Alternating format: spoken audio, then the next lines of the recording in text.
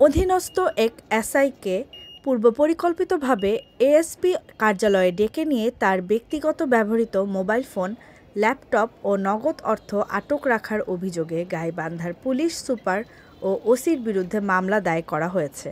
আমলি আদালতের বিচারক জাহাঙ্গীর আলম মামলাটি গ্রহণ করে পুলিশ ব্যুরো অব ইনভেস্টিগেশনকে তদন্তের নির্দেশনা দিয়েছেন। ভুক্তভোগী এসআই মনিরুজ্জামানের স্ত্রী কাজলী খাতুন বাদী হয়ে দায়ের করা এই মামলায় গাইবান্ধার এসপি নিশাত এঞ্জেলা, সদর থানার ওসি শাহিনুর ইসলাম তালুকদার, লালমনিরহাট জেলার তারেকুজ্জামান তুনিমসহ অজ্ঞাতনামা আরও ৩ জনকে আসামি করা হয়েছে।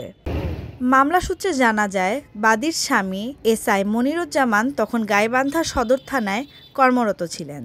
চলতি বছরে ২৫শে মার্চ মনিরুজ্জামানের এক আত্মীয়র মৌখিক অভিযোগের ভিত্তিতে পুলিশ সুপার ও ওসি এসআই মনিরুজ্জামানকে এসপি কার্যালয়ে ডেকে নেয়। এ সময় সাবেক অতিরিক্ত পুলিশ সুপার ধ্রুব জ্যোতির্ময় গোপ মনিরুজ্জামানের কাছ থেকে তার মোবাইল ফোন, ল্যাপটপ ও ১৩,০০০ টাকা জোরপূর্বক কেড়ে নেয়। পরে মোবাইল ও ল্যাপটপ যাচাই বাছাই শেষে ডিভাইসগুলো সদর থানার ওসির কাছে আটক রাখে। এই সময় বিষয়টি বাহিরে প্রকাশ করলে চাকরির ক্ষতিসহ নানা ভয়ভীতি দেখানো হয় মনিরুজ্জামানকে। এক পর্যায়ে মনিরুজ্জামানকে গাইবান্ধা থেকে রাজশাহী রেঞ্জে বদলি করা হয়। নানাভাবে চেষ্টা করেও প্রতিকার না পাওয়ায় অবশেষে আদালতে মামলা দায়ের করেন মনিরুজ্জামানের স্ত্রী। এ ব্যাপারে অভিযুক্তদের সাথে যোগাযোগের চেষ্টা করা হলেও আয়রা দেননি তারা।